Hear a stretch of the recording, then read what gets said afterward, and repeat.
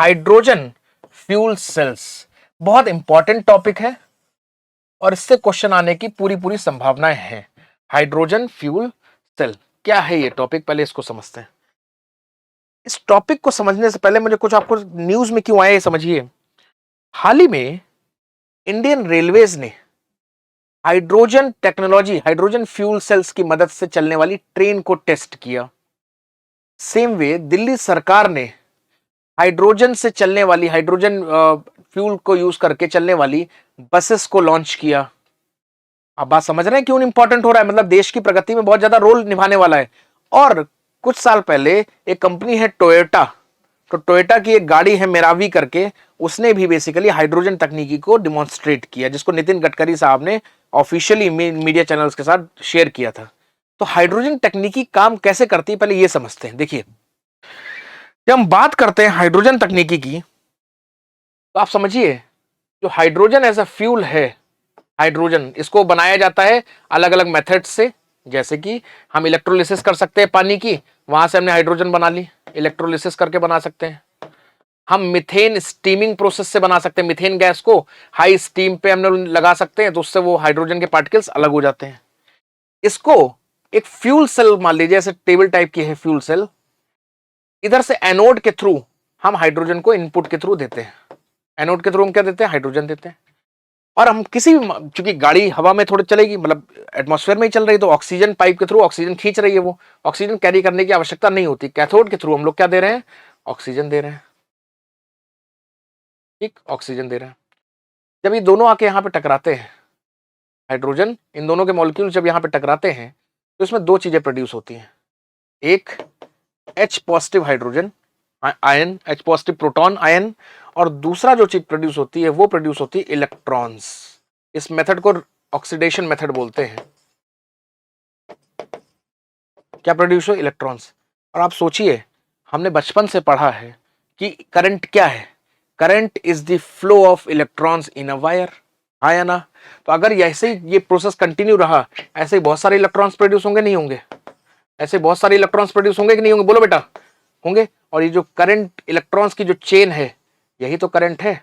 और इसी करंट से हम गाड़ी का मोटर चला लेते हैं।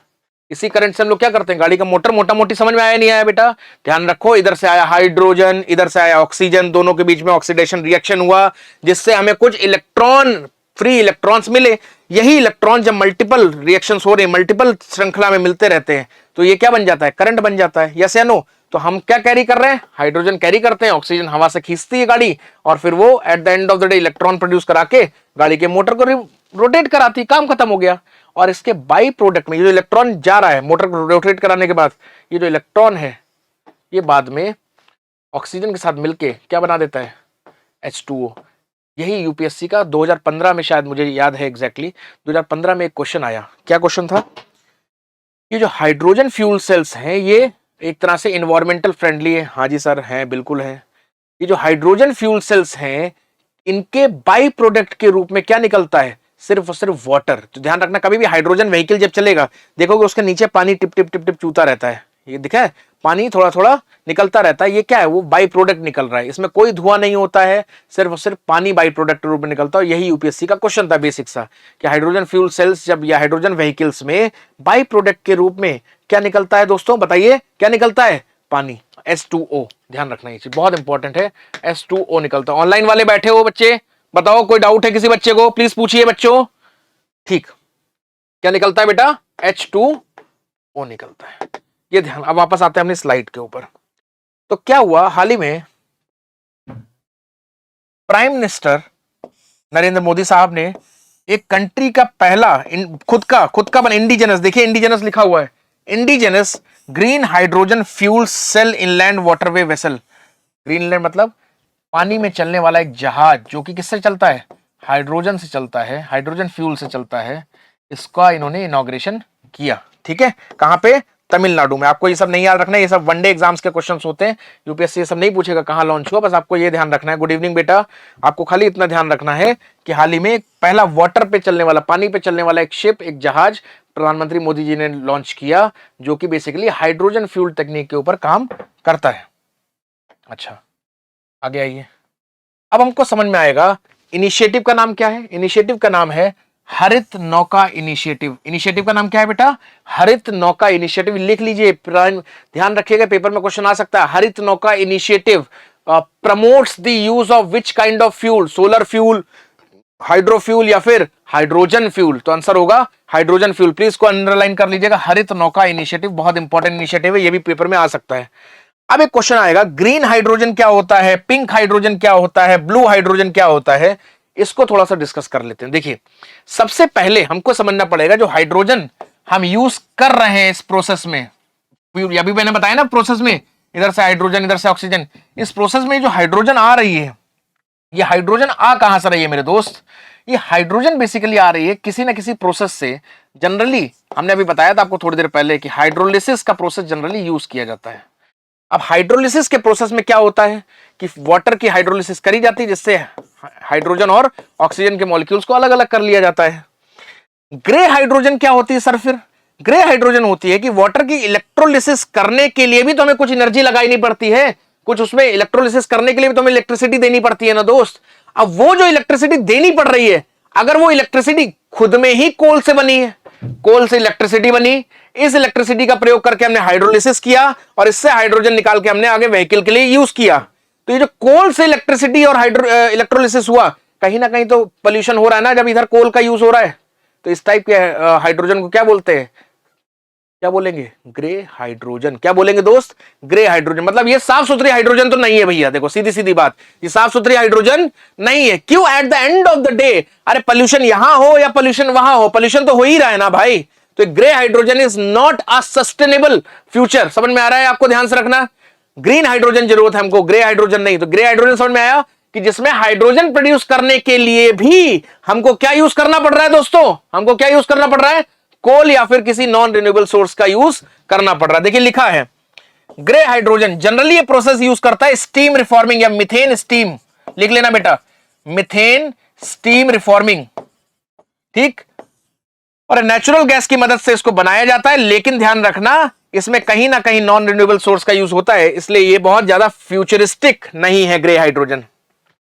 अब अगला क्वेश्चन आता है, फिर ब्लू हाइड्रोजन क्या होता है सर? देखिए, जब हमने ब्लू हाइड्रोजन क्या है, जब हमने ग्रे हाइड्रोजन प्रोड्यूस करने के लिए जो इलेक्ट्रिसिटी प्रोड्यूस करी, उस इलेक्ट्रिसिटी से जो भी कार्बन एमिशन हुआ, जो भी पोल्यूशन एमिशन हुआ, अगर उस कार्बन एमिशन को हम समुद्र में ले जाके या किसी पानी के स्रोत में ले जाके उस CO2 को एब्जॉर्ब करा दें कि वो एनवायरमेंट में ना रहे, वो पानी में जाके क्या हो जाए? एब्जॉर्ब हो जाए, तो ऐसे प्रोसेस को, ऐसी हाइड्रोजन को हम लोग बोलते हैं ब्लू हाइड्रोजन। इसमें पोल्यूशन या CO2 का एमिशन तो हुआ, पर वो CO2 वापस हमने किसी वाटर सोर्स में कंजर्व कर ली, हमने उसको क्या कर लिया? एब्जॉर्ब करा लिया। इसको बोलते हैं सिक्वेस्ट्रेशन। क्या करा लिया? सिक्वेस्ट्रेशन करा लिया, जिस कारणवश कहीं ना कहीं पोल्यूशन एयर में तो थोड़ा कम बचा, एयर कहीं ना कहीं इसके मामले में साफ है। तो कुछ नहीं के भले कुछ बेकार से अच्छा, कुछ तो ठीक है, चलो ठीक। अब जो सबसे अच्छी चीज, दुनिया का सबसे अच्छी हाइड्रोजन में माने जाने वाला है, वो है ग्रीन हाइड्रोजन। क्या है? Green hydrogen.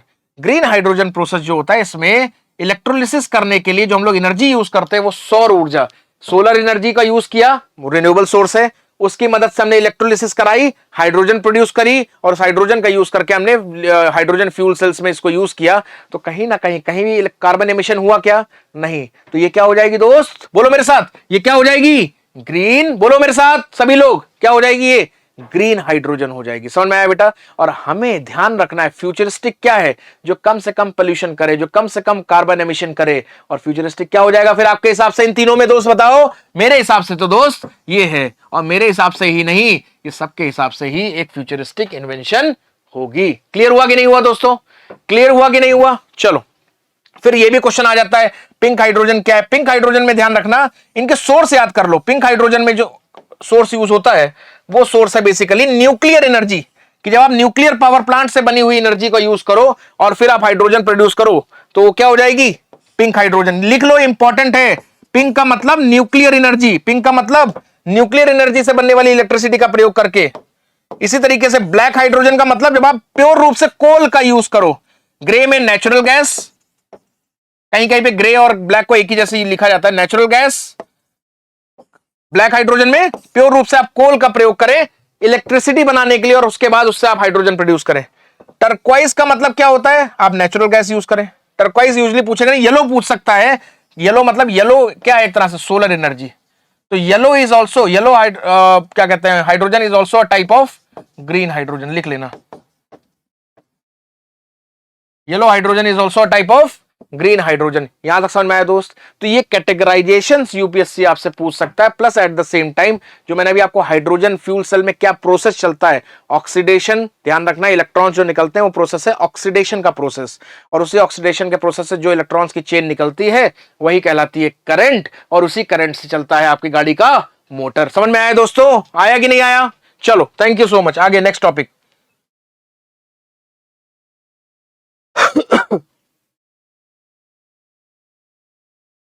ये हरित नौका इनिशिएटिव मैंने ऑलरेडी आपको बता ही दी है कि जनवरी 2024 में लॉन्च हुई थी। ये सब डेट वेट तो नहीं पूछेंगे, ध्यान रखिएगा। हरित नौका किससे जुड़ी हुई है?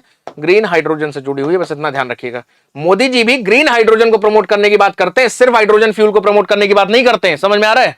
तो जरूरी क्या है, green hydrogen promotion is very much necessary. और ये बहुत इंपॉर्टेंट है, ध्यान रखना कि waterway based passenger fleets in the next 1 decade and 100% by 2045 तक 100% जितने भी वाटरवे पैसेंजर, मतलब पानी के माध्यम से जितने भी पैसेंजर ट्रांसपोर्ट व्हीकल जो भी चले, उनको 2045 तक हम लोग क्या कर दें, किस पे लेके आ जाएं, हम लोग इनको एक तरह से ग्रीन हाइड्रोजन पे लेके आ जाएं।